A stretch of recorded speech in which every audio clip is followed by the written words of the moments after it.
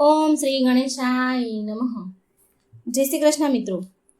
હનુમાનજી અને શનિદેવની આજે પવિત્ર કથા આપણે સાંભળીશું. બોલો શ્રી રામની જય, રામ ભક્ત હનુમાનની જય. આ એક સમયની વાત છે.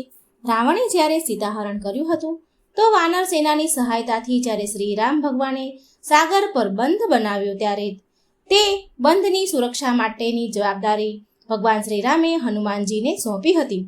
સવારનો સમય હતો. સમુદ્ર કિનારે હનુમાનજી શ્રી રામ નામના ધ્યાનમાં ડૂબી ગયા હતા. તે સમયે હનુમાનજીના તનમનનું તેમને હોશ ન હતું. સમુદ્રની લહેરોનો જોરનો અવાજ પણ તેમને સંભળાઈ રહ્યો નહોતો. હંમેશાની જેમ શનિદેવ ભ્રમણ કરવા નીકળ્યા તો સાગર ઉપર બનેલા તે સેતુ પર તેની નજર પડી. જ્યારે હનુમાનજી ધ્યાનમાં મગ્ન હતા તો શનિદેવ ફરતા ફરતા તે સેતુની નજીક આવી ગયા અને સૂર્યપુત્ર શનિદેવ પણ હનુમાનજીથી થોડે જ દૂર વિચરણ કરી રહ્યા હતા.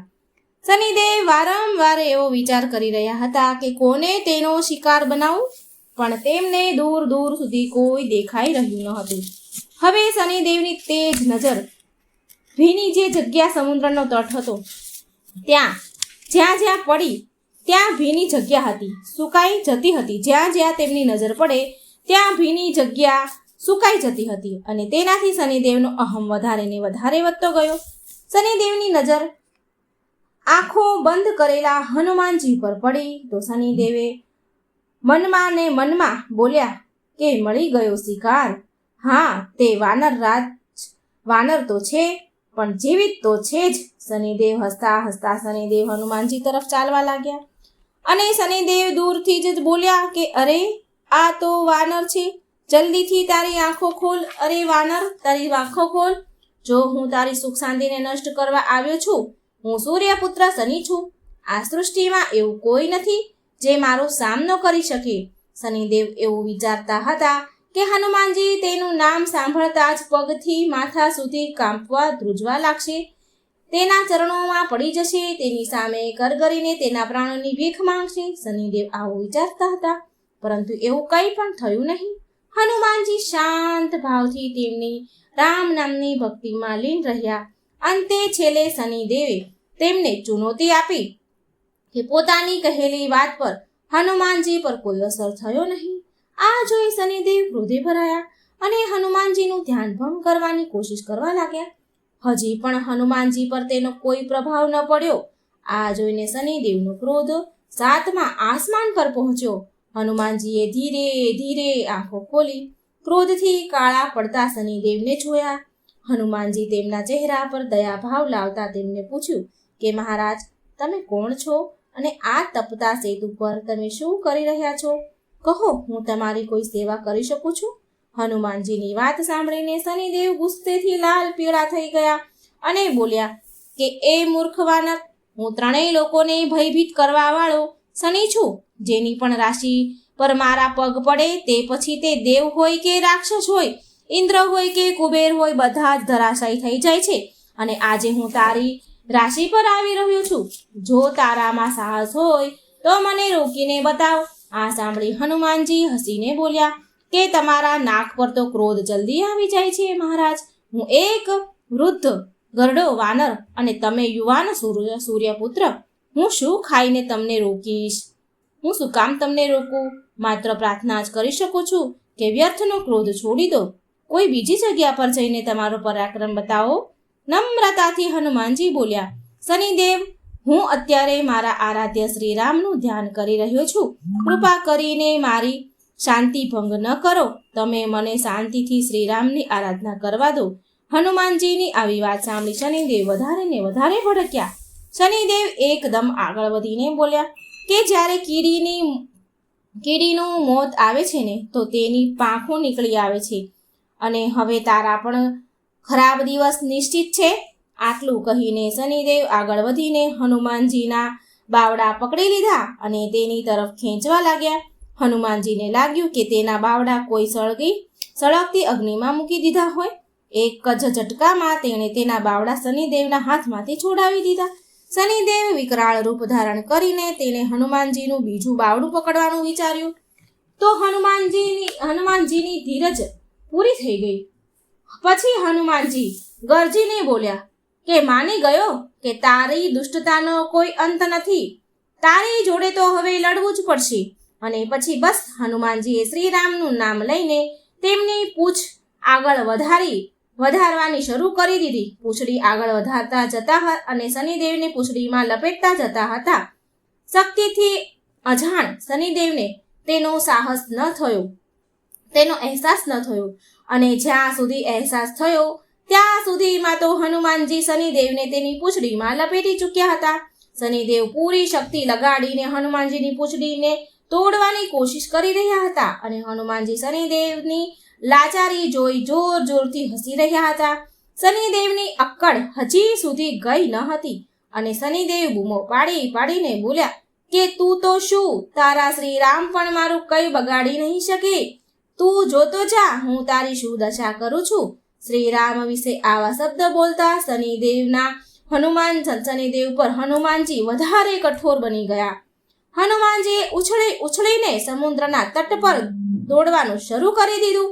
હનુમાનજીની લાંબી પૂંછડી કેટલી પથ્થરોની શિલાઓને ટકરાવીને જઈ રહી હતી. ઘણીવાર કાંટાવાળી ઝાડીઓમાં ભટકાઈ જતા હતા. પૂંછડીમાં લપેટાયેલા શનિદેવનો હાલ બેહાલ થઈ ગયો. તેમના કપડાં ફાટી ગયા અને આખા શરીર પર વાગીને બધે ઢીમચા અને લોહી નીકળી ગયું. હવે શનિદેવ પથ્થરો સાથે ભટકાઈને અધ મરેલા જેવા થઈ ગયા. હનુમાનજી સમુદ્રના ચક્કર પર ચક્કર લગાવી રહ્યા છે. હનુમાનજીના તો ક્યાંય ઊભા રહ્યા નહીં અને તેમણે પાછું વળીને શનિદેવ તરફ જોયું પણ નહીં.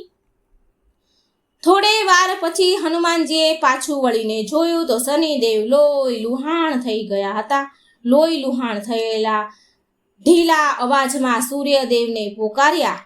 મનમાં કેટલાય દેવી દેવતાઓને સ્મરણ કરવા લાગ્યા શનિદેવ, પણ ક્યાંયથી તેને સહાયતા મળી નહીં. અને મળે પણ કેવી રીતે? શનિદેવે ક્યારેય કોઈનું ભલું કર્યું હોય તો ને કોઈ તેની તરફથી બોલે ને કે મદદ કરે ને. ત્યારે શનિદેવને તેની ભૂલનો પછતાવો થયો કે તેમણે હનુમાનજીને ચુનૌતી આપીને બહુ મોટી ભૂલ કરી દીધી છે. અંતે નરમ અવાજમાં શનિદેવ હનુમાનજીને પોકારતા બોલ્યા કે દયા કરો વાનરરાજ, મને મારા કર્યાનું ફળ મળી ગયું છે. મારા પ્રાણ ન લો. હું વચન આપું છું કે ભવિષ્યમાં હું તમારી છાયાથી પણ દૂર રહીશ. શનિદેવ તેની ભૂલની માફી માંગવા લાગ્યા. હનુમાનજીએ શનિદેવને એકવાર વધારે જોરમાં જમીન પર પછાડ્યા અને બોલ્યા કે માત્ર મારી છાયાથી જ નહીં પણ મારા ભક્તોની છાયાથી પણ દૂર રહેજો. જલ્દીથી હા બોલો, નહીં તો એકવાર હજી પછાડું છું. શનિદેવ ફફડતા બોલ્યા ઠીક છે વાનરરાજ હનુમાનજી, તમારા ભક્તો તો શું, પણ જેના મોઢામાંથી તમારું નામ પણ નીકળશે ને તો હું તેની પાસે પણ નહીં ભટકું. મહેરબાની કરીને મને છોડી દો. શનિદેવની વાત સાંભળીને હનુમાનજીનો ક્રોધ શાંત થઈ ગયો. હનુમાનજીએ શનિદેવ ફરતી વીંટાયેલી પૂંછડી હટાવી લીધી. હનુમાનજીએ તેને છોડી દીધા અને બોલ્યા કે જાઓ, મેં તમને મુક્ત કરી દીધા છે. શનિદેવ લોથપોથ થઈને સમુદ્રના તટ પર નીચે પડી ગયા. પછી તે હનુમાનજીના પગ પકડીને બોલ્યા, તમે મને છોડીને મારા ઉપર મોટી કૃપા કરી છે અને હવે એક કૃપા બીજી કરો. હનુમાનજી બોલ્યા કે કૃપા તો પ્રભુ શ્રી રામ કરશે. અને તો પણ બોલ્યા કે શું જોઈએ? શ્રી રામની ભક્તિને છોડીને જે માંગશો તે બધું જ આપીશ. શનિદેવ નરમ અવાજમાં બોલ્યા કે શરીર પર લાગવા માટે બહુ બધું લાગ્યું છે તો એના માટે થોડું તેલ આપી દો એટલે મારા ઘા રૂજાઈ શકે. શનિદેવના અંગમાં ભયંકર પીડા થઈ રહી હતી. આ જોઈ હનુમાનજીએ શનિદેવ પર દયા કરી. હનુમાનજીને દયા આવી એટલે હનુમાનજી પાસે તેલ ક્યાં હતું કે તે શનિદેવને આપે. હનુમાનજીએ સામે એક ગામ વસતું હતું. તે વસ્તીમાંથી જ્યાં લોકો રહેતા હતા ત્યાંથી તેલ લઈ આવ્યા અને શનિદેવને આપ્યું અને તેલ આપીને કહ્યું કે લો, આ તેલ લગાવી લો, તમારી પીડા દૂર થશે. આનાથી હનુમાનજીએ શનિદેવને આખા તેલથી પલાળી દીધા અને કહેવાય છે કે તે દિવસથી શનિદેવને તેલ અર્પણ કરવામાં આવે છે. શનિદેવ પર જે તેલ ચડાવે છે તેના પર શનિદેવ પ્રસન્ન થાય છે અને શનિદેવ હનુમાનજીના ભક્તોને આજ લગી હેરાન નથી કરતા. તો મિત્રો આ સરસ મજાની શનિદેવ અને હનુમાનજીની કથા હતી. મિત્રો વિડીયો સારો લાગે તો લાઈક કરજો, શેર કરજો અને ભગવાનની કથાઓ સાંભળવા માટે આ ચેનલને સબસ્ક્રાઈબ જરૂર કરજો. બોલો જય શ્રી રામ ભક્ત હનુમાનની જય. ઓમ શનિદેવ શનેશ્વરાય નમઃ. જય હનુમાન. આજનો સવાલ છે આપણો કે 5 વર્ષથી ઓછા આયુષ્યવાળા બાળકની કુંડળીમાં શનિનું સ્થાન કેમ નથી હોતું? શું કારણ છે આની પાછળ? અને સવાલ નંબર 2, પ્રશ્ન 2, બધા જ દેવતા એકથી એક સુંદર છે, તો પછી શનિદેવ રાક્ષસો કરતાં પણ વધારે કાળા અને કદરૂપા કેમ છે? ત્રીજો પ્રશ્ન છે કે પીપળાના ઝાડમાં પાણી ચડાવવાથી અને પીપળાના ઝાડને શનિ સાથે શું સંબંધ છે? આ ત્રણેય પ્રશ્નનો આપણે ઉત્તર જાણીશું. મિત્રો વિનંતી છે, વિડીયોને વધારે ને વધારે શેર કરજો, લાઈક કરજો અને હજી સુધી જો તમે ચેનલ સબસ્ક્રાઈબ નથી કરી તો એકવાર ચેનલને સબસ્ક્રાઈબ જરૂર કરી દો. શનિદેવ પણ અન્ય ગ્રહોની જેમ ગ્રહ માત્ર છે અને એ ગ્રહના માલિક શનિદેવ છે, જે સૂર્યપુત્ર છે. શનિની સાડાસાતી અને મહાદશાથી બધા જ લોકો ગભરાય છે, પરંતુ એ જરૂરી નથી કે શનિ માત્ર નુકસાન જ કરે. એ ઘણીવાર કુંડળીમાં બહુ બધા ફાયદા પણ કરાવે છે. શનિ કુંડળી અનુસાર લાભ અને હાનિ આપે છે. હાનિકારક યોગમાં વ્યક્તિ સાચી રીતે ઉપાય કરે તો શનિદેવનું કંઈ બગાડી શકતા નથી, એનો કોઈ દુષ્પ્રભાવ પડતો નથી. તમને ખબર છે શનિદેવ માત્ર 2 લોકોથી જ ડરે છે, અને એ કયા 2 લોકો છે? તો મિત્રો જાણો કે એમાંથી પહેલા છે સંકટ મોચન હનુમાન, અને બીજા જે વ્યક્તિ શાકાહારી છે, સદાચારી છે અને રોજ સૂર્ય ઉદય થતા પહેલા પીપળાના ઝાડમાં પાણી ચડાવે તો શનિદેવ એને કોઈ નુકસાન પહોંચાડતા નથી. મિત્રો તમે લોકોએ લગભગ બ્રહ્મ ઋષિ દધીચી વિશે સાંભળ્યું હશે. તેમના હાડકાને દેવતાઓને તેમણે દાન કરી દીધા હતા. દેવતાઓએ દાનમાં માંગ્યા હતા, માટે એમણે દાન કરી દીધા હતા. અને તેમણે લોક કલ્યાણ માટે તેમના ચામડાને ગાયો પાસે ચટાડીને તેના જીવતા હાડકા દાન કરી દીધા હતા, જેનાથી ઇન્દ્રનું વ્રજ નામનું અસ્ત્ર બન્યું અને જેનાથી દૈત્યોનો સંહાર થયો અને પૃથ્વી પરથી પાપ ઓછું થયું. દેવતાઓમાં ખાસ કરીને તો ઇન્દ્રદેવ સૌથી વધારે સ્વાર્થી છે. તેમણે મહર્ષિ પાસેથી દાન માંગ્યું, એમની અંતિમ ઈચ્છા પૂછી. ઇન્દ્રદેવે ઋષિ દધીચીની અંતિમ ઈચ્છા પૂછી તો દધીચી ઋષિ બોલ્યા કે હું તો હંમેશા પ્રભુની તપસ્યા જ કરતો રહ્યો છું, માટે ક્યારેય કોઈ તીર્થમાં સ્નાન નથી કર્યું, કોઈ તીર્થોમાં કોઈ યાત્રા નથી કરી. માટે મારી અંતિમ ઈચ્છા છે કે હું મર્યા પહેલા તીર્થોમાં સ્નાન કરી લઉં, બધા જ તીર્થયાત્રામાં સ્નાન કરું. હવે બધા તીર્થ અને યાત્રામાં જો સ્નાન કરવા જાય, યાત્રા કરવા જાય તો બહુ સમય લાગે. માટે ઇન્દ્રદેવ પહોંચ્યા ભગવાન નારાયણ પાસે અને દધીચીની અંતિમ ઈચ્છા વિશે જણાવ્યું. તો ભગવાન વિષ્ણુ કહે છે કે આ તો નિયમ છે કે કોઈ પણ હાલતમાં, કોઈ પણ પરિસ્થિતિમાં મરવાવાળાની અંતિમ ઈચ્છા પૂરી કરવી જ જોઈએ. તો ઇન્દ્રદેવ બોલ્યા, પણ પ્રભુ, જો હું એની તીર્થયાત્રાની ઈચ્છા પૂરી કરવા જઈશ તો વર્ષો લાગી જશે, અને અત્યારે દાનવોનો ખૂબ જ ત્રાસ છે, યુદ્ધ છે, તો પછી બહુ સમય લાગશે, અને એટલો સમય ક્યાં છે આપણી પાસે?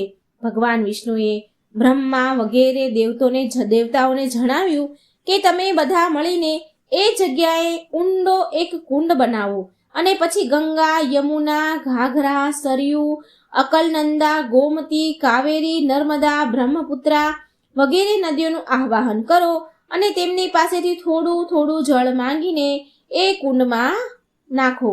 બધા તીર્થોનું આવાહન કર્યું અને એમની પાસેથી પણ થોડું થોડું જળ માંગો અને કુંડમાં નાખો. ત્યાર પછી ઋષિ દધીચીને એ કુંડમાં સ્નાન કરાવી દો. આગળ વધીને તમારું કાર્ય પછી કરો. અને એ કુંડમાં પણ આજે ઉત્તર પ્રદેશના સીતાપુર જિલ્લામાં સ્થિત છે. પછી ઇન્દ્રદેવે અને બીજા બધાએ દેવે બધી તીર્થોનું, બધી નદીઓનું આવાહન કર્યું અને એના પાસેથી થોડું થોડું પાણી માંગીને એ કુંડમાં નાખ્યું અને આજે પણ એ કુંડ ઉત્તર પ્રદેશના સીતાપુર જિલ્લામાં સ્થિત છે. કુંડનું નામ દધીચી કુંડ મિશ્રિત કુંડ બની ગયું. એટલે કે હવે વિશ્વના બધા તીર્થોનું મિશ્રિત જળ વાળું તીર્થ હજી સુધી આ સ્થાન પર દરેક વર્ષે લોકો તેના પરિક્રમા ત્યાં કરવા માટે આવે છે. હાલની ઘડીએ સ્થાન ત્યાં છે.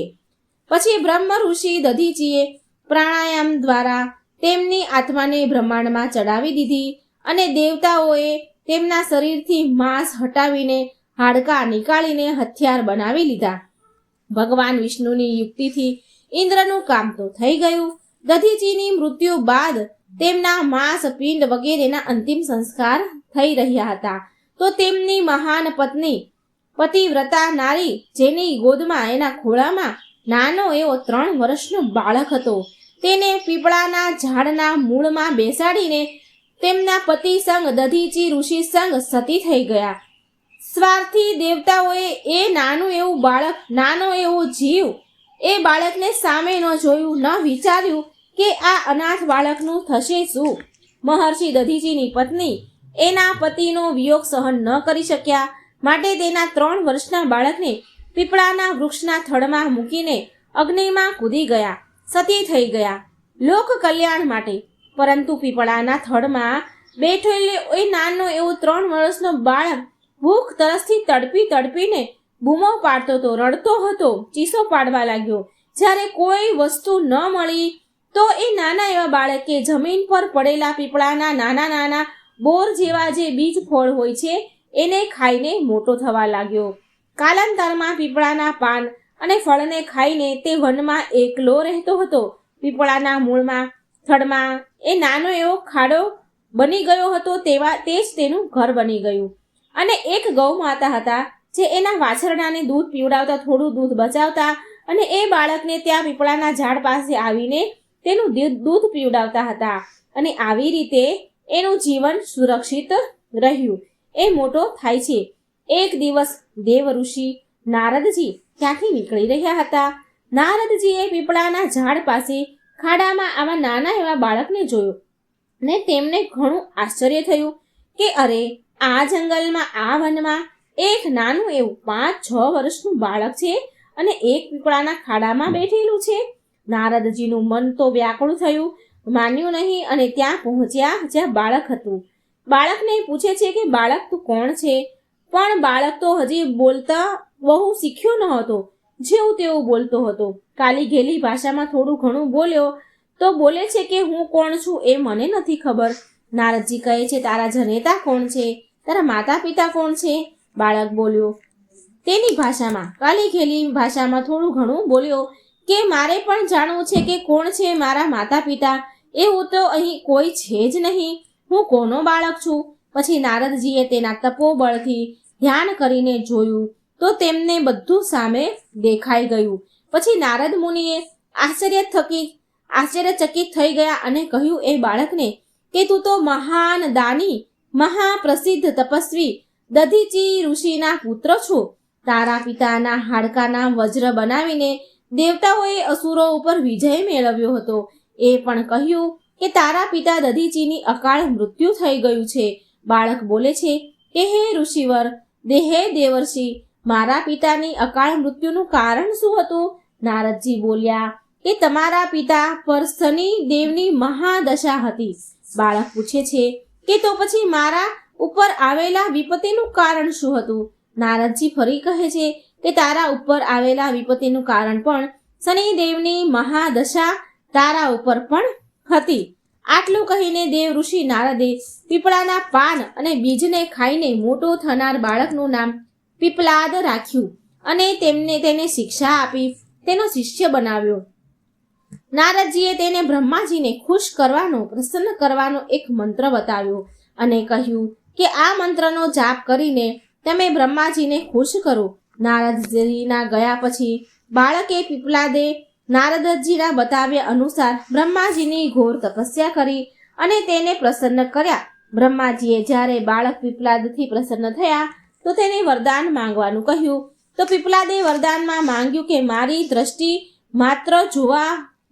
માત્રથી હું જેના ઉપર જોઉં એ જોવા માત્રથી કોઈ પણ વસ્તુ, પ્રાણી, જીવ બળી જવો જોઈએ. આ વરદાન, આ શક્તિ મને આપો. હું જેના ઉપર દ્રષ્ટિ નાખું એ બળી જવો જોઈએ. બ્રહ્માજીએ વરદાન આપ્યું અને અંતર ધ્યાન થઈ ગયા. બ્રહ્માજી પાસેથી વરદાન મળી ગયું એટલે પ્રથમ પહેલા તો પીપલાદે શનિદેવનું આવાહન કર્યું અને તેની સામે બોલાવ્યા. હવે શનિદેવ તો બહુ ઘમંડ સાથે, આ બાળક મારી પૂજા કરીને મારું આવાહન કરી રહ્યો છે. મારી મહાદશાથી એના પિતાની મૃત્યુ થઈ છે અને એના પછતાવાની જગ્યાએ આગળ પણ બીજા લોકો પણ કરશે. આમ વિચાર કરીને શનિદેવ તો જાય છે કે ભગવાન શિવ અને નારાયણની જે મારી પણ પૂજા થશે, મારી પણ લોકો પૂજા કરશે. આમ વિચારતા વિચારતા શનિદેવ પ્રગટ થયા. શનિદેવ બોલ્યા, હે બાળક, આંખો ખોલ. હું સૂર્યપુત્ર શનિદેવ તારી સામે છું. તારો અભિપ્રાય આપ. તું કોણ છે? શનિદેવને સામે જોઈને પીપલાદને તેની માતા, તેના પિતા અને તેના પર આવેલા દુઃખ બધા યાદ આવી ગયા અને તેને અત્યંત ક્રોધ આવી ગયો અને આંખો ખોલીને ક્રોધમાં શનિદેવને ભસ્મ કરવાનું શરૂ કરી દીધું. શનિદેવના આખા શરીરમાં આગ લાગી અને તે બળવા લાગ્યા. બ્રહ્માંડમાં હાહાકાર મચ્યો. બ્રહ્માજીના વરદાન અનુસાર જેવી તેને આંખો ખોલી કે સામેવાળું બળીને ભસ્મ થાય તો પહેલી ક્રોધમાં આંખો એણે શનિદેવ સામે ખોલીને જોયું. ક્રોધમાં શનિદેવ તો બળવા લાગ્યા. બ્રહ્માંડમાં હાહાકાર મચ્યો. સૂર્યપુત્ર શનિની રક્ષા કરવા બધા જ આવ્યા, પરંતુ આ શું? જે પણ શનિદેવને બચાવવા આવે એ પીપલાદ ઋષિ મુનિના સામે જોવાથી બળવા લાગતા. એ ખુદ બચાવવા પોતાનો જીવ બચાવે કે શનિદેવનો જીવ બચાવે? એ ખુદને બચાવવા કે શનિદેવને? બધા દેવતા વિફળ થઈ ગયા, નિષ્ફળ થયા અને સામેથી ભાગી ગયા. સૂર્યદેવ પણ તેમની આંખોની સામે તેના પુત્રને જીવતા બળતા જોઈને બહુ દુઃખી થયા અને બ્રહ્માજી પાસે તેને બચાવવા માટે વિનંતી કરી. અંતમાં બ્રહ્માજી સ્વયં પીપલાદ સામે આવ્યા અને શનિદેવને છોડી દેવાની પ્રાર્થના કરવા લાગ્યા. પણ પીપલાદ તૈયાર થયા નહીં. બોલ્યા કે આ દુષ્ટના કારણે મારા પિતાનું અકાળ મૃત્યુ થયું છે. મારા પિતાના મૃત્યુ થવાથી મારી મા સતી થઈ ગઈ અને હું એક અનાથ થઈ ગયો અને મારી નાની એવી ઉંમરમાં ભૂખ્યો તરસ્યો આ જંગલમાં ભટક્યા કર્યો. હું આને નહીં છોડું, કોઈ પણ કિંમત પર નહીં છોડું. બ્રહ્માજીએ એકના બદલે 2 વરદાન આપવાની વાત કહ્યું કે જે થયું તે જતું થવા દો, જતું કરો. એ વાતને ભૂલી જાઓ. આ દેવતા છે, આને છોડી દો, તેના કર્મ પર રહેવા દો તેને. પણ પીપલાદ બોલ્યા કે હું આને કોઈ કિંમત પર નહીં છોડું, આને બાળીને ભસ્મ કરી દઈશ. બ્રહ્માજી બોલ્યા, પીપલાદ, તું એકની જગ્યાએ 2 વર માંગી લે, પણ શનિદેવને છોડી દે.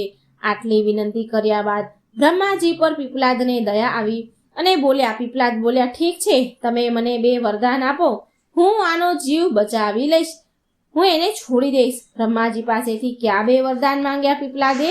તો પીપલાદ ઋષિએ છતાં પણ લોક કલ્યાણ માટે, લોકનું સારું થાય એ માટે વરદાન માંગ્યું. અને આ જ ઋષિઓનો સ્વભાવ હોય છે કે બીજાનું ભલું કરવું. પીપલાદ ઋષિ બોલ્યા કે મુજ અનાથને શરણમાં આ પીપળાના વૃક્ષે શરણ આપ્યું છે. મને આ પીપળાના વૃક્ષે મોટો કર્યો છે. એના વૃક્ષના પાન, એના ફળ ખાઈને હું મોટો થયું છું અને મને અહીંયા શરણ મળી હતી. માટે જે પણ વ્યક્તિ સૂર્યોદય પહેલા પીપળાના વૃક્ષને જળ અર્પણ કરશે એના ઉપર શનિની મહાદશાની કોઈ અસર ન થવી જોઈએ. બ્રહ્માજી બોલ્યા, તથાસ્તુ. બીજું વર માંગ્યું પીપલાદ મુનિએ કે જન્મથી લઈને 5 વર્ષ સુધીના બાળક, કોઈ પણ બાળકની કુંડળીમાં શનિનું સ્થાન ન હોવું જોઈએ, જેનાથી કોઈ પણ બાળક મારા જેવું અનાથ ન થાય. બ્રહ્માજીએ તથાસ્તુ કહ્યું અને વરદાન આપ્યું. છતાં પણ પીપલાદનો ક્રોધ શાંત ન થયો. હવે પીપલાદ મુનિએ તેના બ્રહ્મદંડ ઉઠાવ્યો. બ્રહ્મદંડ એટલે જે ઋષિ મુનિઓ જોડે લાકડી રાખે, લાકડીનો એક દંડો હોય છે. આ માત્ર ઋષિઓ પાસે જ હોય છે, ઋષિઓ જ રાખે છે. આના ઉપરના ભાગના બગલમાં ફસાવા માટે એક લાકડું હોય છે. જ્યારે તપસ્વી તપસ્યા કરે છે તો તેને ટકાવી રાખે છે. ક્યાંક ઊંઘમાં તેનું શરીર આડું ન પડી જાય, સૂઈ ન જાય, માટે એ ટેકો રાખે છે. પૂરી તપસ્યામાં એ તપસ્વીના શરીર સાથે લાગેલું હોય છે બ્રહ્મદંડ, માટે તેમાં બધા પ્રકારની શક્તિનો સંચાર હોય છે એ બ્રહ્મદંડમાં. આજે પણ ઘણા બધા સાધુ પાસે આવો પવિત્ર બ્રહ્મદંડ હોય છે. તેને દંડી કહેવાય છે, દંડી સ્વામી કહેવાય છે. પીપલાદ ઋષિએ બ્રહ્મદંડથી શનિદેવને મારી મારીને તેમના પગના હાડકાં તોડી નાખ્યા, પછી તેમને મુક્ત કરી દીધા હતા. પરિણામ સ્વરૂપ શનિદેવના પગ ઘાયલ થયા, ક્ષતિ પહોંચી અને પછી તે એકદમ ઝડપથી તેજીથી ચાલવાને લાયક ન રહ્યા.